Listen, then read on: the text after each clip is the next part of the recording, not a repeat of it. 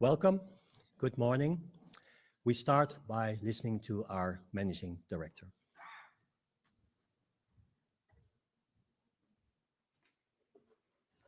Good morning and welcome to all. Let me start by thanking Bert and the Statistics Department for organizing the 12th IMF Statistical Forum on measuring the implications of AI on the economy. You always choose a topic that is timely and important and also fascinating. It has been just 2 years since generative AI emerged from the lab and became a tool that anyone with internet access can use.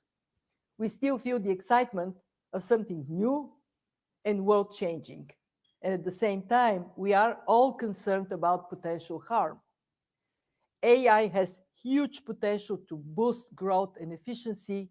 Call centers, for example, have reported productivity gains of 34% among new and lower skilled workers. But AI could also disrupt labor and financial markets, and it could deepen inequality within and among societies, destabilizing societies at a time when many are already very polarized. To make AI a force for good that boosts inclusive economic growth, we need concerted, coordinated actions by governments, the private sector, and civil society. And what do we need to inform those actions? Data. Reliable, timely, accurate, actionable data. For the next 2 days, you will be exploring both how to measure AI's impact on the economy and how AI can help us do our jobs better. Let me pose a few questions to help guide your discussions. First, how do we strengthen our statistical systems and frameworks so that countries can better measure the impact of AI on sectors like healthcare, finance, and manufacturing? How do we ensure that we can capture AI investment and its impact on productivity? Second, over many years, countries have worked with international organizations such as us at the IMF to build ethical, strong, and transparent standards and guidelines for collecting, compiling, and disseminating official internationally comparable statistics, all while taking into account privacy concerns.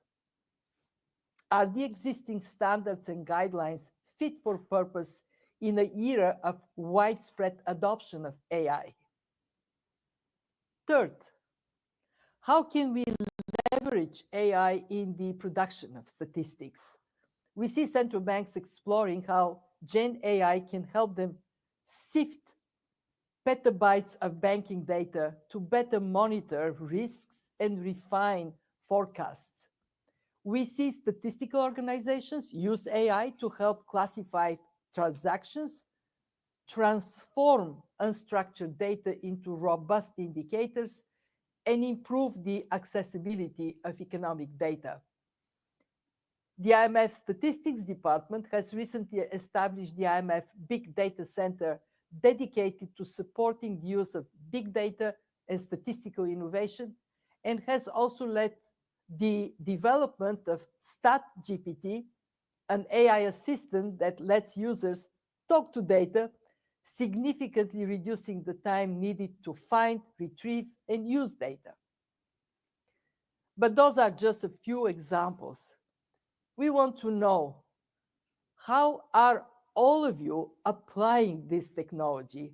How can we act together to create and share better analytical tools with policymakers in all countries? With better data and analysis, policymakers can make better decisions, react more quickly in a crisis, and ultimately design policies that support inclusive growth. AI has transformative potential for the world economy and for our work, if we can figure out how to measure and use it well. And I'm sure you are all up for this challenge. Thank you.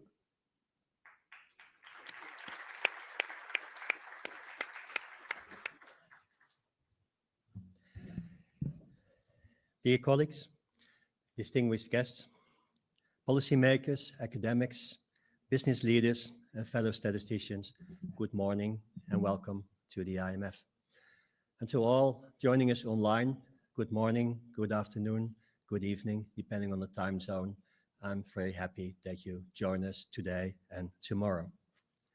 With many thanks to our Managing Director for the welcome remark, it's my pleasure to officially open this 12th Statistical Forum. And the tradition of this flagship event is to push the boundaries and explore cutting-edge topics that shape the future. And this year, we will focus on how AI is reshaping the global economy and which data are needed to understand both the benefits and the disruptive effects of AI on the economy. As the Managing Director said, data and statistics play a critical role in decision-making. And as AI is transforming the world we live in, it's important that we measure AI's economic impact. Without high quality, timely, and comparable data, policymakers will struggle to make decisions that maximize AI's potential while mitigating its risks. The task ahead is not easy. To understand AI's implications, we need to measure its impact across multiple dimensions, such as labor markets, productivity, firm dynamics, investment in innovation, and across multiple sectors like professional services, education, healthcare, government sector. Measuring the AI economy may require new or updated statistical frameworks, as statistical indicators were not designed to fully capture its dynamic effects. The IMF Statistics Department plays a central role in assisting our members in producing high-quality macroeconomic statistics. We help countries adhere to the international statistical standards, ensuring that the data is reliable and comparable globally. In this vein, we're also committed in assisting member countries with AI-related data and measurement challenges. Work has started, and I'd highlight two initiatives. First, the international community has updated the international macroeconomic statistical standards. This work includes new guidelines on measuring AI, cloud computing, non-fungible tokens in both the Balance of Payments 7th Manual and the System of National Accounts 2025, which both will be published next year. Our commitment to relevant statistical standards aimed at all countries, regardless of their level of development, can produce high-quality data that allow the users to effectively monitor AI's evolving influence on the economy. We already conducted workshops on measuring the digital economy for compilers in South America, Africa, and Southeast Asia, and will do a more extensive outreach and offer training to help member countries prepare to implement the revised statistical standards. And the second, as already mentioned by our Managing Director, our Statistics Department has recently established the IMF Big Data Center, dedicated to support the use of big data and statistical innovations, AI and data science tools at the fund and also in member countries. The center operates as a service hub to enable innovation, research, and collaboration in big data analytics, and will progressively step up efforts to support member countries using big data for macroeconomic statistics. Capacity development activities on the use of big data have already started. So far this year, we have trained about 60 country officials on how to access and use satellite images and administrative text data to develop, among others, high-frequency indicators of economic activity. And in September this year, the center conducted the first training course on big data for macroeconomic statistics for 14 African countries in Kigali, Rwanda. As you know, the Statistical Forum brings together key stakeholders like policymakers, academics, businesses, and statisticians in a setting where diverse perspectives are discussed and help to shape a data-driven understanding of AI's role in the economy. And to facilitate these discussions, we have designed an exciting 2 days agenda.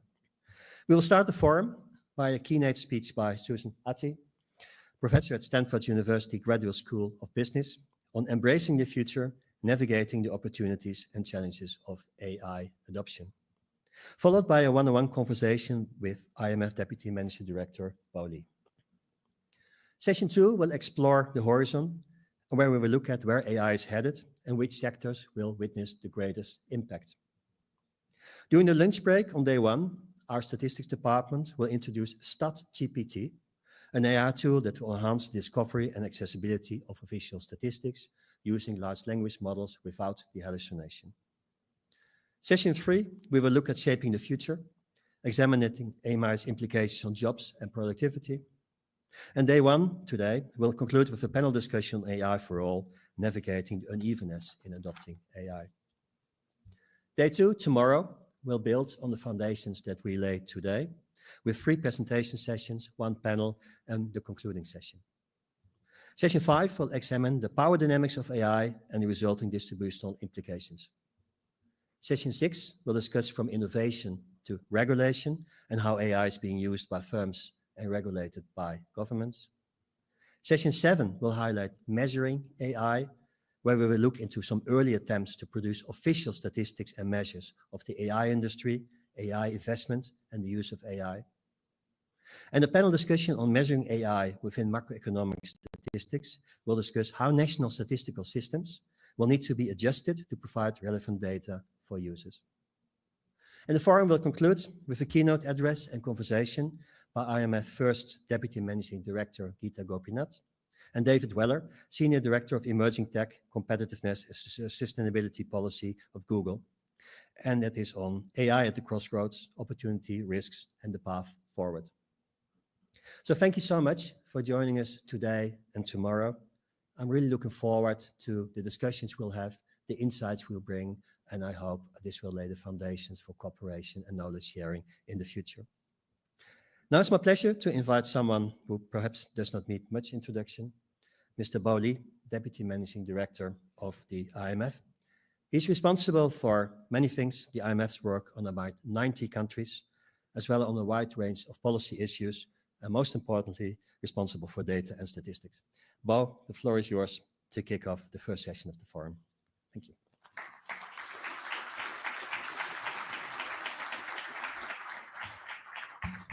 Thank you, Bert. Good morning. It is my great pleasure this morning to introduce Professor Susan Athey, Economics of Technology Professor at Stanford Business School. Susan received the John Bates Clark Medal in 2007 and is a member of the National Academy of Sciences.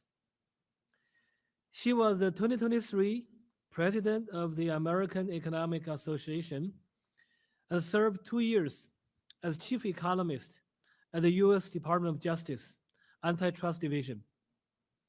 Her research covers digitization, marketplace design, causal machine learning, and the design of complex experiments. She's the founding director of the Gallup Capital Social Impact Lab at Stanford. It is also very special for me personally today to introduce Susan because 30 years ago, we studied at the same time at Stanford. We share the same PhD thesis advisor. And of course, Susan was a few years ahead of me. She has always been a role model and a shining star that inspired me and many of the later students at Stanford. So very good to see you again, Susan. And please, let me give the floor to you.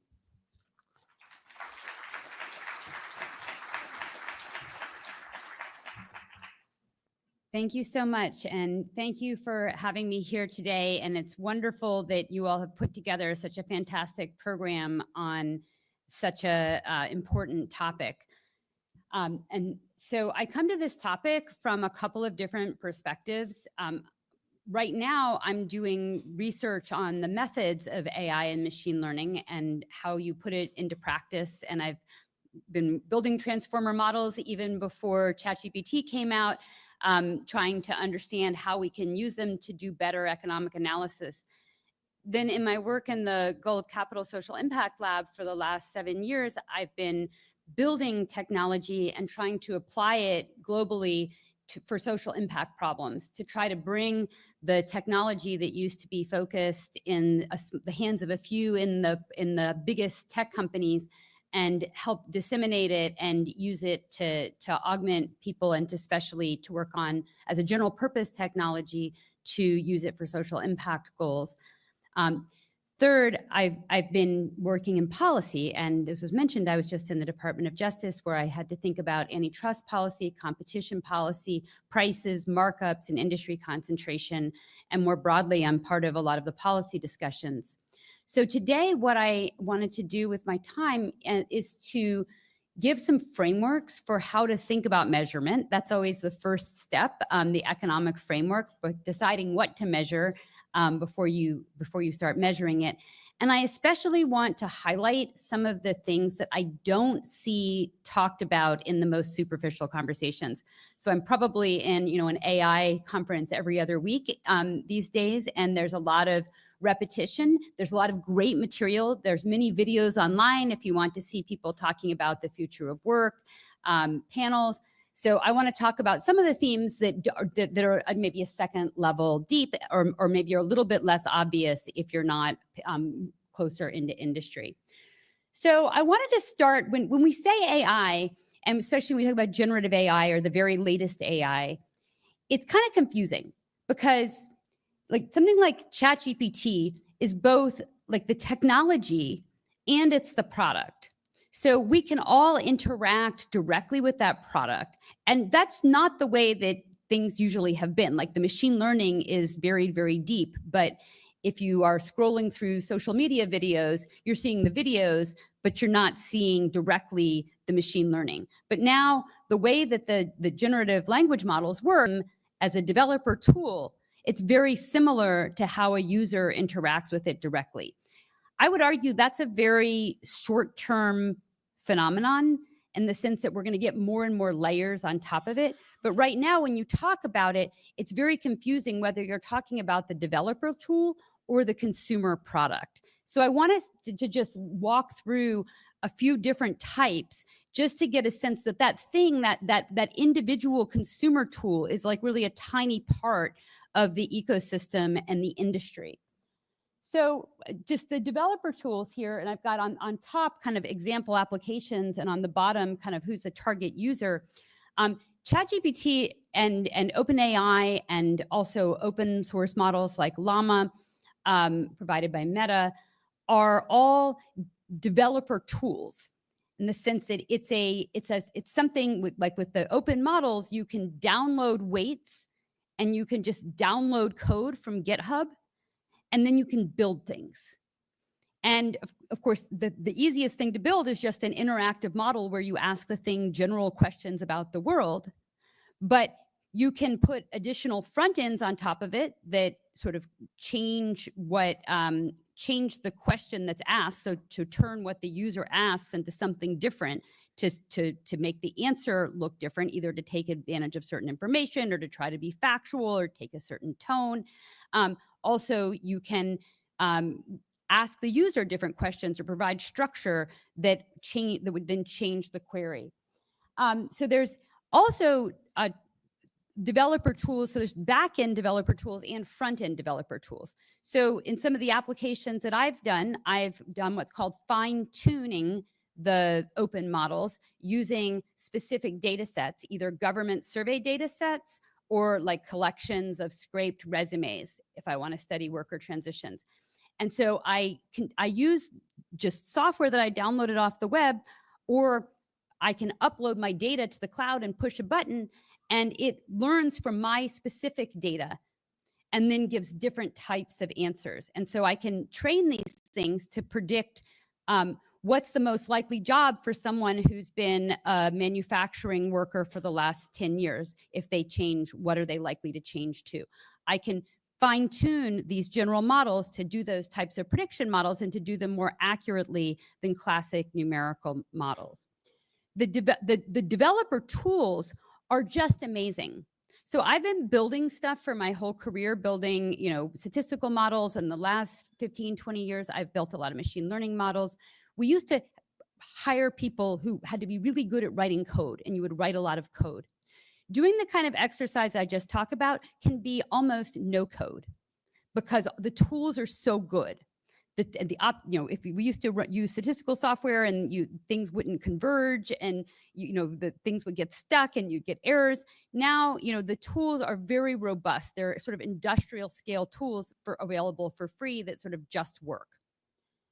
Then, an additional things that happen on the developer tool side, if someone's going to build an application, either a B2B application or a B2C application, you need the foundation of it. You might need specific data that's specific to the application, and you might also want to bring in additional data. So if you're creating an app that's serving a business user to kind of give them relevant news of the day, you might need to subscribe to or buy a news feed of the latest news, which then gets integrated into the product and integrated into the responses. So there'll be an ecosystem of data feeds and subscriptions, which can be used in multiple ways. They can be used in fine-tuning a model, or they can be exposed directly to a user. And the app developer might subscribe to the data feed, or the app developer might allow a consumer to bring in their own subscriptions and summarize some of the information that comes out. So the tools ecosystem here is incredibly important, and it's just amazingly robust. And one of the things I'm going to come back to multiple times is that it's really very different than the past, in the sense that the amount of technical expertise and the sophistication of coding skills you need has gone way down, so that you can take an undergraduate or a master's student who's never done this before and build something working in a week. And I've just never in my life been able to do that. So that has really massive implications for how this technology diffuses and whether it is in fact accessible globally in different environments. And I say, experimenting with these in government and seeing other people experimenting in government, the fact that there's so much that's free, there's no procurement cycles. You do have to get security approval, but if you make a nice little separated from the internet environment where you've downloaded stuff, that you can play with these things and build stuff and prototype it very cheaply. So I think we're more familiar, everybody, from their experience with the consumer user. So I'll just mention those quickly. But in addition to general purpose assistants like search, we also have things like tutors, things that can answer questions about health. Even in the US, even if you're rich, it's actually very hard to get someone to answer a specific question about your health that takes advantage of the latest research. I think getting everybody in the world the access to good information about them will be very important, although of course we'll have to come back to misinformation versus accurate information. We also will see these developed by platforms and businesses, shopping assistants, things that summarize reviews, agents, vacation planning. One thing that may be less obvious is that we're going to see more fundamental changes in a world where AIs work with AIs. So for example, if you think about a worker looking for a job, right now there are tools for workers to build resumes and workers to write cover letters. I know as a professor, my inbox is now full of ChatGPT generated letters from all over the world of people telling me how their interests match my research and how they want to work with me. That makes it harder for me to screen people, and I don't read as many emails anymore because I get too many of them. They're long. A length and specificity is no longer a signal of actual interest in me or qualification for the job. On platforms and workers that are being hired on the part of the tools that are provided by recruiting platforms or tools that companies use to screen resumes, they're also using AI to screen the resumes. So we've got AI generating the application and AI screening the application. And it's already happening that in some of these marketplaces, they're anticipating a future where they will actually just build for that. They will just assume that's what's going to happen because it already is what's happening. But you have to fundamentally redesign a marketplace when the time spent doing things is no longer a signal of quality or interest. And you need to find other ways to actually discriminate.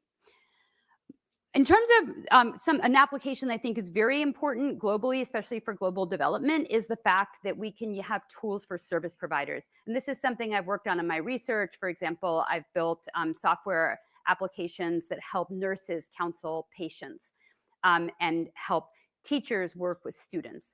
So those types of applications can make a less educated person perform at a level as good as or higher than a more educated or experienced service provider. So that is really fundamentally important for thinking about the general equilibrium of all of this, because on the one hand, workers may get displaced. On the other hand, we may have tools that allow less educated people to be highly productive at things that would have been way out of their reach. The human now needs personal skills. They need to coach. They need to make sure that the student actually does the work and does the learning. They need to motivate you to do your exercises or your self-improvement or to finish your college course. They need to help you along the way, but they don't need to be content experts. And in fact, AI can also coach the coach to be a better coach. They can tell you how to coach and how to have the right emotional tone and exactly how to fine-tune your advice. So they can provide coach client dashboards, communication, coaching guidance to really make service providers and we have so many professions where that can really scale, nursing, teaching, childcare.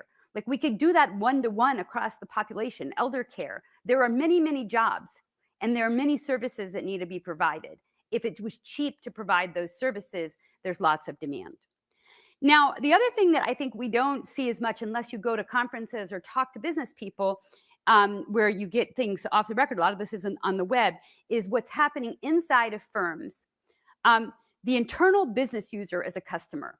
And I ran a conference, Department of Justice and Stanford ran one last spring where we had a lot of speakers from the business community. That's online if people are interested.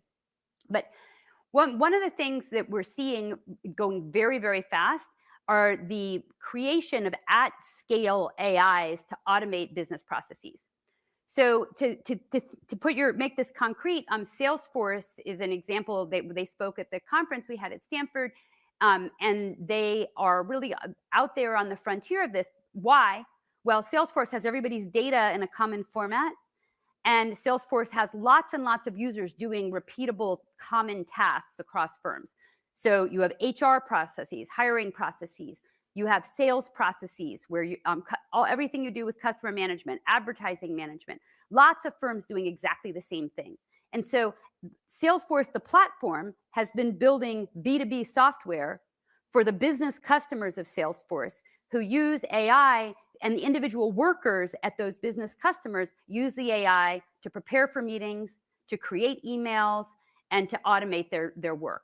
Salespeople were spending only 25% of their time on sales and most of their time on administration. And that administration part is getting automated. And I mention these examples because these are the things where it's already in place now. It's happening now. It's getting automated now. Millions and millions of workers are using this AI software, and there's incremental improvement every day. So these examples where there's the same business process that's repeatable, especially having your data in the cloud and in a common infrastructure, those are the places where the AI can just happen immediately. Another really big example, I've been talking about this example for the last 10 or 12 years, is customer service centers. And my prediction all along has been that at some point, that technology is going to be better than the human. And because these things have already been automated, they're already plugged into computing, and they're already often provided with technology as a service, the moment that the technology gets better, everybody's going to change sort of all at the same time, like very, very fast. And it's not like electricity where you have to build a new factory.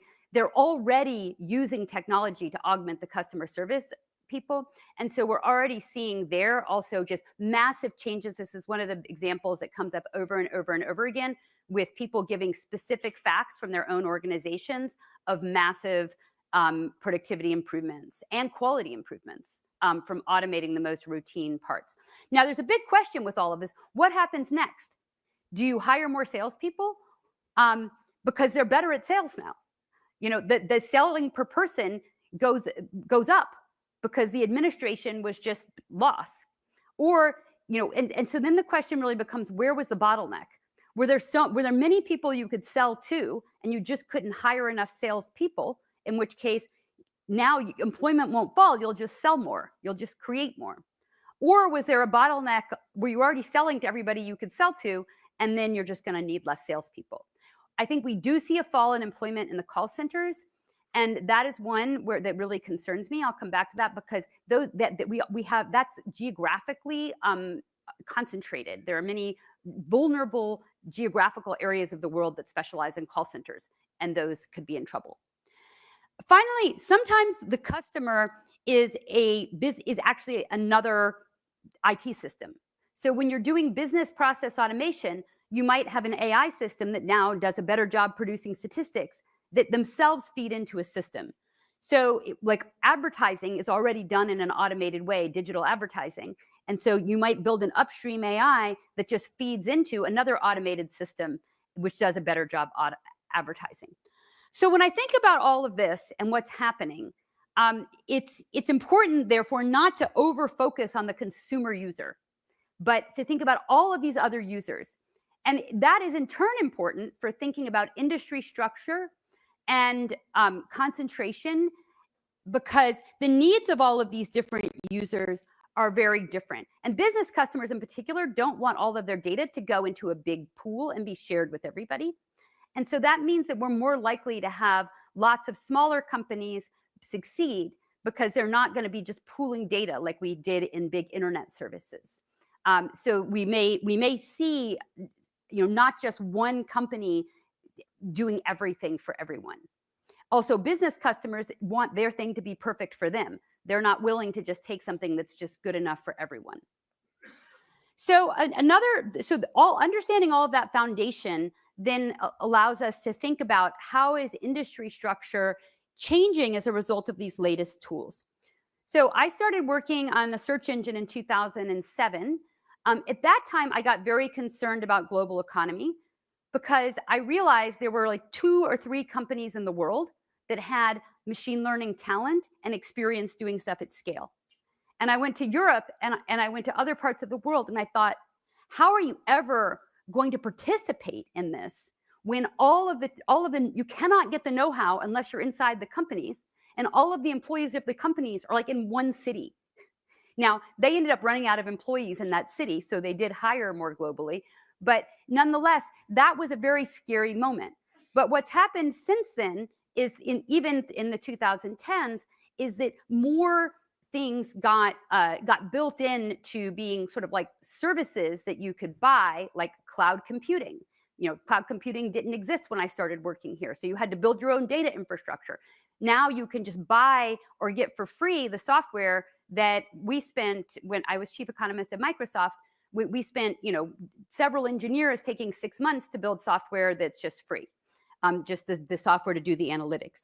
But even as the cloud computing and data markets and software developer tools diffused during the 2010s, it's still the case that a lot of the high-end machine learning had to happen at larger companies. It just didn't work in smaller companies, and everything was so finicky that you needed very specialized people with experience to do it well. So you just didn't see it diffusing very well to smaller organizations. And smaller governments, smaller companies just couldn't afford to hire the talent that had the experience to really build things.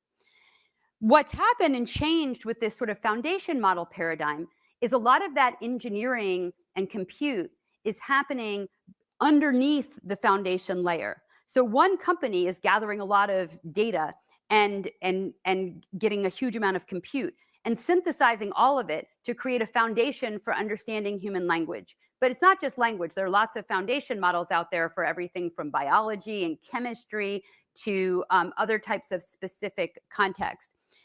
What that means is, on top of that now, there's also developer tools, no-code tools, so that many smaller organizations can build on top of it if they don't walk in the door with a lot of data or a lot of tools. And again, I just really want to emphasize that you can build your own apps here without any coding skills. Now, you still need statisticians and data scientists to understand whether it's working and why it's working, to measure its success. But to build it And to make something that works, you don't need experience or coding, because the coding is done by other people, and actually natural language coding is already really good. My Stanford engineering students are already having 70 to 80% of their code written with AI assistance, even the computer science students. So the coding, detailed coding knowledge is less important. And so that's really fundamental for what you can do. And so we're seeing, as a result, like social scientists, development economists are building tools, building teacher assistant tools, building agricultural advice tools without having to hire an engineering team. And I've been doing this myself at Stanford. I've been hiring engineers and building stuff. But now, before I could do things, nobody else could do them. Now anybody can do it. So that's really exciting. And that's, I think, very optimistic view of how widely this can go. I've just never seen something that I have an idea and the student comes back in a week with the thing working. And that's partly because these tools are so good. Again, you just upload data to the cloud, push a button, and get the working model down. So what are some of the things we need to worry about then? What makes this so magical? What even allows me to do this at Stanford? Well, one of the things is there are these open models. So the model has been estimated by someone else. I can download the weights. It's like the coefficients in a statistical model. If it's y equals x beta, these are the betas, but there's just a lot of x's, a very complicated function, but I know all the coefficients, and then I can update those coefficients and make it work better for my data set using local data. And this is when I have these medium-sized open models, I can do them on Stanford hardware. So it's not out of reach of owning a machine or two to be able to do this work on medium-sized data sets. And again, I only need to do it on medium-sized data sets because I'm not trying to reinvent language. I'm just have a specific application. So if we think about some scenarios for what this means, you can first think about an open or interoperable scenario. This is a scenario where those open models continue to exist. Governments don't get scared of the security implications and shut them down. And again, some of the closed models have been lobbying governments to try to shut down the open models. Now, it's a little hard to put the genie back in the bottle because everybody's already downloaded the weights of these pretty good models, and you can already do an enormous amount of stuff with the models that are out there. But nonetheless, what matters for this to persist is that those models are good enough when combined with your own specialized data and adapted relative to the ones that you have to pay for. The fact that there's a good open model will keep the price down for the closed model. And it will keep the closed models innovating because they need to be good enough better than the open models in order to get people to pay for them. So this could be a very good scenario where there is both innovation, but also low prices. And low prices are very, very important. Like free is very important if you're a government or an academic trying to prototype something. So I think that's very important. Cloud providers may host many models and developable tools and support interoperability. So not just the big cloud providers, but like I'm using a smaller cloud provider that's a startup out of Stanford called Together.ai. That's the one I'm using. And that's one where you just upload the data and push a button. It fine-tunes on Llama and you come down, and I can fine-tune a model for like $10. So that's awesome with millions of observations that I'm fine-tuning on. So that's cheap and easy. These low-code developer tools and plugins, and over time, hopefully, those things will build dashboards and build tools. So I don't even need to hire students to analyze the data because there'll be common ways that people analyze it, and they'll be able to also produce measures and analysis that help me understand when and why it's working. Right now, that doesn't exist. That's the software I have to write. That's what my students have to write. But there's no reason that wouldn't be also socialized and available as free software packages. Now, there's another challenge here. Content creators, is there going to be a data market? This is another huge topic. We could spend a whole day on this. Who's going to write news? Who's going to write novels if it's all ingested into a system and you don't give the credit to whoever created it? One possibility in this open ecosystem is that the open models are general purpose, but then anybody who needs specific content buys it from the content creator, and then the content creator is rewarded for the incremental value of their content. That's a very optimistic scenario. I think we're going to have less news and less content created. I don't see how we get out of that, but at least this scenario, we have some. They get paid by the downstream applications and the users who really value the data. And widespread adoption, competitive prices for applications, small governments, big governments, development economists build stuff, and nurses and teachers all over the world use it. Okay, that's optimistic. Pessimistic, more pessimistic scenario. We somehow shut down the open models, or people stop deciding they want to spend hundreds of millions of dollars to create them and give them away for free. Then suddenly the cost goes up. And now we can't afford to do these things anymore. We can't build them for low revenue scenarios. Furthermore, we might see, in the closed scenario, we might see a general purpose one-stop shop dominate, perhaps with its own app store as a barrier to entry. Perhaps they lock up access to chips. And on the user side, perhaps they make exclusive agreements, say with a phone. A phone operating system can control what you do on that phone. They can certainly control whether one app can open and close other apps and move data across apps. So we could see the phone say, oh, for security reasons, we're only going to have one AI that is a general purpose AI on this phone, and I'm going to make an exclusive agreement with this major content provider, and nobody else gets to compete. Then they get all the user data, and nobody else can build, and nobody makes ones that are any better, and prices are high, and there's not as much innovation or competition. And then we end up having to somehow regulate them, which we have found to be hard historically. We might also then, because the prices are high, we might also see barriers to entry in applications. It's harder to build applications. We don't see as many applications. They'll be focused on the profitable things rather than the socially impactful things. We'll see slower adoption and focus on the wrong areas. So policy really matters here, because policy can keep us in the scenario where the prices are low, and that's very important. Of course, there are security issues. Now, this is super hard to think about, though, in general, now going out, what do you measure? There are feedbacks and externalities everywhere here. Like, the whole world is changing. We can think about, like, in COVID, what happened when we just changed everything all at once, and it was very complicated, and nobody really predicted exactly what was going to happen. And this is going to have the same thing. You know, AI is going to affect the education process for workers. It's going to affect the productivity and training process for workers. It might substitute for workers. It might complement for workers. So AI is going to have very complex effects on labor markets. If prices are low for goods, then that's going to affect consumer demand. If wages go down, that affects consumer demand. So, you know, there's a feedback loop there. If the price of labor goes down, but the price of products goes down with it, then people still spend money on other things. Whereas if the price of labor goes down, but the price of goods stays high, that's what happens when you have concentration. There's a markup for the firm, and that's very bad for the macroeconomy. So that's something to be very concerned about. Transportation and communication can be altered. I used to give these slides before COVID. Now I don't need to tell that story. Just remember what happened. Industry structure and prices, these all feedback.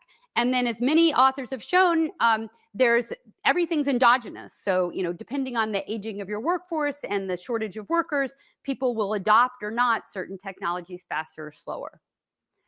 So when I think through all these general equilibrium things, again, in sort of a good scenario, we could think prices fall. When prices fall, more people, for consumer goods, people demand more services. They get more childcare, they get more health. And then if we complement workers, the workers can transition into jobs serving those consumers, and the economy grows. That requires a competitive market in AI, and not too many harmful apps and uses that destroy our societies before we get there. The pessimistic scenario, prices for consumer goods fall slowly, markups stay high, even as the labor costs go down. Second, things like call centers get automated in geographic areas that then get a death spiral, where a bunch of people get laid off, they don't go to the grocery store, the grocery store people don't have any money, and the whole geographic area spirals down. And of course, we've seen examples of that in the past with manufacturing. A third component of a bad scenario is that we all get manipulated to be outraged and hate each other, and don't want to make any investments in government institutions that help workers transition or do anything else that keep us from blowing ourselves up. And we end up we get power concentrated too quickly. Certainly, if firms get a lot of concentration of power, that can be complementary to governments having concentration of power, and things may or may not be created that are to benefit the average citizen, and things can be very bad. So we have to navigate these transitions, and AI policy and investment affect the trajectories.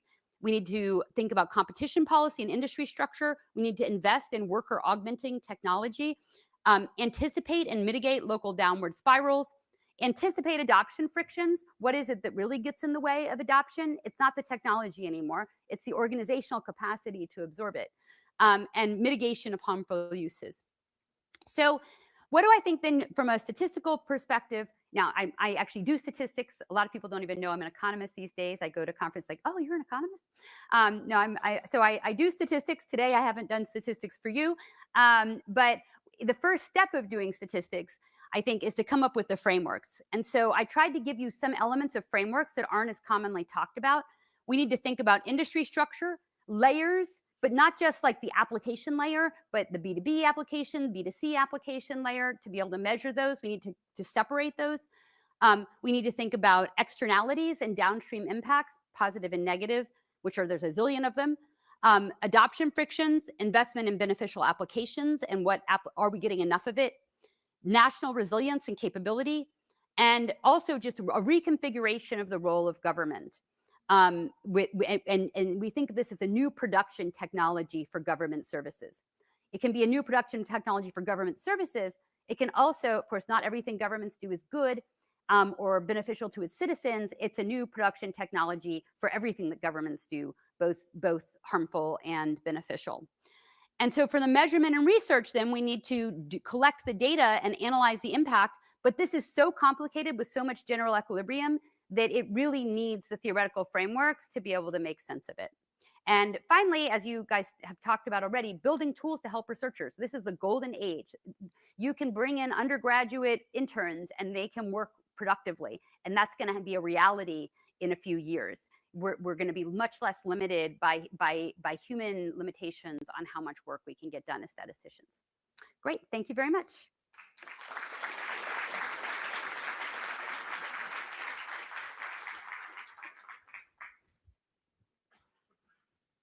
Thank you, Susan. Are we on mic? Yeah. Good. Fascinating. We have many questions. So I will use the next. Our time is a little tight, but if I may, we may request maybe 5 to 10 more minutes as originally planned. So we have like 15 minutes for maybe a couple of quick questions. Let me start with the first question on the impact of AI. We look at your good scenario, bad scenario. What about the impact on different industries? Which industry will benefit? Which industry will possibly be hurt? Which industries will be most impacted by AI? Yeah, so I think we're all trying to figure that out right now. And part of what we need to do in this, you all, the people measuring, are going to have a better sense of this, because you can't just read about this on the web to see what firms are doing and governments are doing internally. But I do think like white collar process work is hugely impacted. And so that's something and again, that's already happening. The call center is already happening and really has happened. So those are places where we just know for sure it's happening. What it does elsewhere, I think, really does depend on where are the bottlenecks. And that's something that we don't have a lot of data about. I think, again, I would go back to the pandemic. Like, we didn't know how much shipping or ports were bottlenecks, or we didn't know that there was only one place to get this particular product, or one factory shuts down and then the whole world supply chain breaks, right? So we did learn something about a certain kind of bottleneck in the last couple of years, and we learned that bottlenecks can be important. What we're going to see now is that if certain limitations are lifted, where's the next bottleneck? And again, I think it's organizational capacity. So what I would say, though, is I think that augmenting augmenting service providers, because this is general purpose technology, if somebody builds a good nurse application, that can be like used globally with and the way this software gets built, it's very easy to adapt it to context, or once you have the general structure to give local data, local information. So I think it'll be very easy to take applications and localize them. So I think that anything that's augmenting service providers where there's lots of people doing the same thing, whether it's teachers, nurses, et cetera, will be very impacted. Some of the other things are a little harder to say, like whether, where are the bottlenecks in agriculture? Where are the bottlenecks in, manufacturing? And can you really, make a breakthrough there just with this digital technology?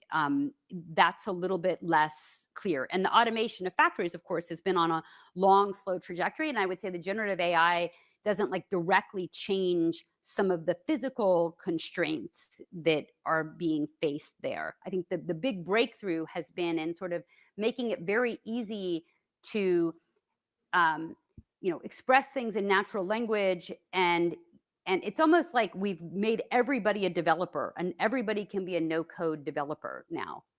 And so it's like, what could you do if everybody could just snap your fingers and build an application to automate something in their job or do something? That's the thing there's been like a big breakthrough on. Stuff like, robotics has been on a steady trajectory, but I wouldn't say that it's like a complete, game changer in the last 2 years. Thank you. Maybe that naturally leads to our next question on labor market. We see your good scenario and bad scenario. Let me also quote one gentleman, Joe Tsai, one of the co-founders of Alibaba. He recently said that if you want to survive the AI age, you have to be top 10% of anything you do. Otherwise, you're going to lose your job. Do you agree with that? And also, following that, do you believe in UBI, universal basic income? So I'm not an expert on universal basic income, so I'm going to punt on that one. But there's been a lot of people studying that, so you should have someone review the evidence on that. Mm-hmm. But who summarized the evidence, who's been working in it. But on the top 10%, sort of, but actually there are very contradictory claims. So what I'm hearing in terms of the software development is that once people are using AI assisted coding, the 20th percentile people look as good as the top 5%. And the top 5% don't get as much better, because in some sense the top 5% are sort of better than the AI code, but this brings everybody up to the baseline. And so, I hire a lot of students in my life, and young people, and I worked with people in DOJ who were coming in from straight out of school. So I've supervised a lot of people doing work with data. And I think today I'm less concerned about coding skills than I ever have been. Now, what is it I need instead? Now I can, instead of just getting someone and giving them a Python or R coding test and seeing if they can write the syntax right, now my interviews are about asking, well, how should you structure the project? Like, you separate it into data cleaning and cross-sectional analysis and panel data analysis, and how would you do checks to make sure that your code worked? And so if you were a software developer engineering manager, your job would be like that. You would be coming up with you say bugs are going to happen. I'm supervising young people. Those young people will make bugs. So my job as an engineering manager is to make sure there are tests in place that we catch the bugs, and that we architect things so that I can give somebody a job, and then it's going to be able to interact with somebody else doing a job over here. So it's like structuring code so that you can delegate it to relatively junior people and be robust to their inevitable mistakes. Now, that's what a junior coder does, because they're in a sense delegating stuff to the AI. They need to structure the code. They need to think about what they're doing. They need to evaluate whether it's doing what they want it to do. They need to make decisions about what it should do. But the coding itself is already outsourced. So that says, like, no, you don't have to be, you can be a 5% coder. If you're a good thinker, then you'll be very successful. So I think that it's really like changed the game. And this is, I'm saying, I think like globally, we used to have like these huge returns to people who had a lot of specialized skill and experience in doing stuff. And that's just not as valuable as it used to be. Now, you still want people who have gone through that, because those people have learned also along the way about how to be good architects. But it's like we can all be architects. So that's a different skill. It's certainly being high IQ. It's logical thinking. It's planning. It's executive function. And it's something that economists do a lot of, which is turning a problem into something quantitative, something that can be measured. Statisticians and economists specialize in that.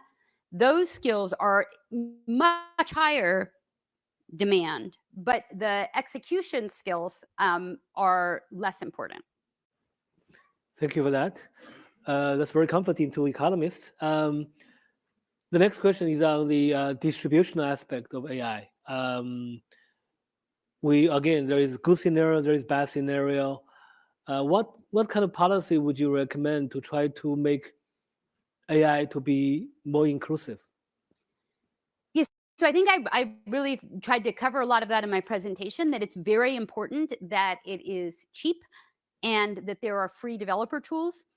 And that's what we have now. And that's something that is, I think, allowing so many people to participate in this revolution. And when I go to these conferences and one social science researchers, one after the other, showing, oh, in the last year, I built this app and I deployed it in this developing country, and I ran a randomized controlled experiment, and I measured that it made teachers teach better, or wow, like think about how long projects usually take. And people since ChatGPT came out, people came up with the idea, built it, implemented it, designed the RCT, ran it, gathered the data, and evaluated it. Wow. So I think like this is, we just need to, keep doing what we're doing in a sense, and hope that the developer tools evolve. So the main things that are getting in the way now is, like, first of all, could you just getting started? Do you have your data organized? But it used to be your data had to be really organized. To use machine learning, like, you need to clean it, get it into a tabular format, format all the variables. Now that step is automated by the AI. So the data cleaning is much easier. Of course, if you put garbage in, you'll still get garbage out. But like dealing with like missing values, or just normalizing things, like using heuristics to turn text into categorical variables, all of that stuff is much simplified with the modern AI tools. So you need the data infrastructure, but not as much as you used to, and you need a little bit of compute, and you need someone who has an undergraduate level experience with coding, and then you can build stuff. And that's that. So I think the limiting factor really is just, we need to identify the application areas, build them, but then there's also going to be a proliferation, right? It's actually not going to be now the problem that we don't have a nursing assistant app. It's going to be that we have 200, and we don't know which one to use, and we don't know whether to trust them. So building the tools that evaluate them, that assess them, that make sure they're safe, that's also very important. But that's one reason the research community, I think, needs to be involved, because that's the kind of stuff that we're relatively good at, actually. Of course, anybody who's followed the technology industry knows that the technology industry, the consumer-facing technology industry, will just put things out there, and sometimes they break, and sometimes they have very negative consequences, and they move fast, and sometimes things break. Where if the research community has access to the tools and does the work, we may be more and better positioned to help evaluate these technologies and guide them and improve them in a good direction. So that's going to be the other limiting factor. It's a little bit like when Coursera comes out, or Khan Academy. First it's like, oh my gosh, everybody in the world can learn calculus. But then you're like, well, but there's now like 50,000 ways to learn calculus on YouTube. And it doesn't, an individual person feels overwhelmed and they still don't actually learn calculus. So we're going to have just this proliferation of stuff, and then getting people, trusted people, to curate it and make one thing actually work really well will still take time. Great. Next question will be on statistics, because this is our statistical forum. We saw you have one slide on the data and statistical issues, but you didn't have time to elaborate.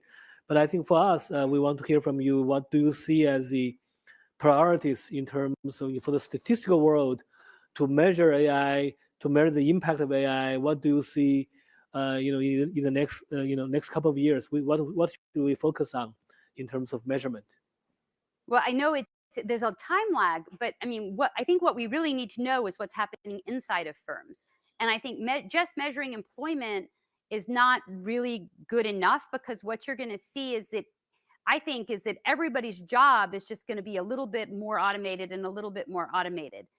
And, and then we don't know whether the bottleneck will be somewhere else. And we don't know, it all depends on the shapes of these production functions and cost curves and demand curves, whether that means you hire more of those people or less of those people. So we really need to not just understand, are you hiring AI developers? Because you might not need that many AI developers. We want to understand, how are people's jobs changing? And I think that will be much more incremental. But in a few of these areas, like the call centers, I would really watch for those. And there you need to talk to companies and talk to people, especially things that are being provided as software as a service, or like software in a box, where lots of people can adopt it at once. And so call centers fits all of those things. And they're geographically localized. Those are ones I would really watch very carefully on. And like any country that specializes in call centers, like, I'm very concerned about that country. I've been concerned about those regions and those cities and those countries for the last 10 years. And I think the moment is here where we're going to be worried about those. And there may be other applications like that, where there's been outsourcing of low-level work, that's geographically concentrated. That's where I would really especially prioritize on what's happening inside of companies and what's happening for this like kind of mass-produced software. Very good. I have one more question, which relates to what lies ahead. Now we are all investing. I mean, many firms, including IMF, we are investing a lot on generative AI. But is that the end game, or is that only, one step of human endeavor in terms of, designing artificial intelligence? For example, I'm reading a new book on quantum computing. Will quantum computing become a new technology that will replace all the generative AI we have, or it will be a natural evolution? What we invested today will not be wasted. That's my question. Are we going to see another revolutionary technology lying ahead that will be disruptive, in the sense that what we invest today may be wasted? So I am not an expert on quantum computing. What I hear at all these conferences I go to is that no, quantum computing has a very special set of things it does, and it's not like parallel computing of large data. In fact, I just visited someplace and they were like, "Oh, we got this big quantum computer and we don't know what to do with it. Can you think of any ideas?" So I think I wouldn't worry so much about quantum computing. I think what I would worry more about is, the language is amazing. And so it is really amazing what we have with generative AI, because it means that you can build an app in natural language. And that's incredible. It makes every single one of us a developer. Anyone in this room could develop an application if you took a week. I think but then, okay, what do you want your application to do? And if your application needs to do something that can only be done if you have lots and lots of data, like make a very nuanced prediction, that is state contingent about like what's going to happen as a function of, all these other variables, and it's contextual, and you only could know those conditional probabilities if you had data, well, you can build an application, but you still have to like do the prediction problem. So one of the applications I've been working on both because I care about worker transitions, but also as sort of a methodological science project, is I've been working on using LLMs as a foundation model for the next job prediction problem. So if I want to know the conditional probability, conditional on your last 10 jobs, what's the probability distribution over your 11th job? Okay, that's a standard, statistics problem. The job titles are text, and I show that using a large language model as a foundation for that prediction problem, you can do very well. But if you do it off the shelf, okay, so ChatGPT can come up with something that looks like the 11th job if you give it 10 jobs, but it gets the probability distribution all wrong. Because how would it know that conditional probability? You need a lot of data to estimate that, and you need to have been very careful that that's what you want. It's trained to get a plausible sounding job, not the exact conditional probability. But when you fine tune it on, say, large government administrative data, then it both understands, it can learn this very high dimensional prediction problem because it understands the text, but it also calibrates the probabilities to the actual empirical probabilities. And so if it says it's, 0.1% of being a manufacturing worker next, then that's on average correct. So that needs data and analysis. So I guess like the idea, some of the probably statisticians and economists would never think this to start with. A lot of the engineers will claim that these models just know everything. They magically know everything. And so they said, oh, well, of course, these models, ChatGPT, it could figure that out. It could figure out what the conditional probability is of being a manufacturing worker after 10 years as a retail worker. But no, if you understand statistics, like it has to get that information from somewhere. That's a very hard problem. So it's not, my belief is it's not magic. It's magic in terms of producing software, producing apps, producing tools, automating human labor, but it's not magic in terms of knowing statistical distributions of economic quantities where the data itself might be proprietary. And so we still have to do the hard work of the statistics to actually do anything with it. Very good. This has been fascinating. Let's have a round of applause for Susan.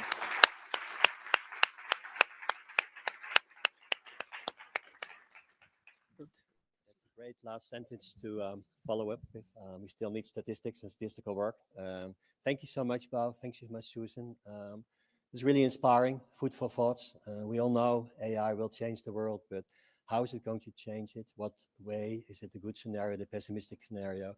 We as statisticians want to give the information to have impact that. Thanks for the challenges you gave us, for looking inside the companies. We look at skills, of course, but that's only part of the answer. We will look at call centers and service providers and see whether this productivity gains will lead to more outputs or less labor. And yeah, this is nice inputs and nice setting for the rest of the 2 days. We'll have lunch now and we resume at 10:30. Thank you so much.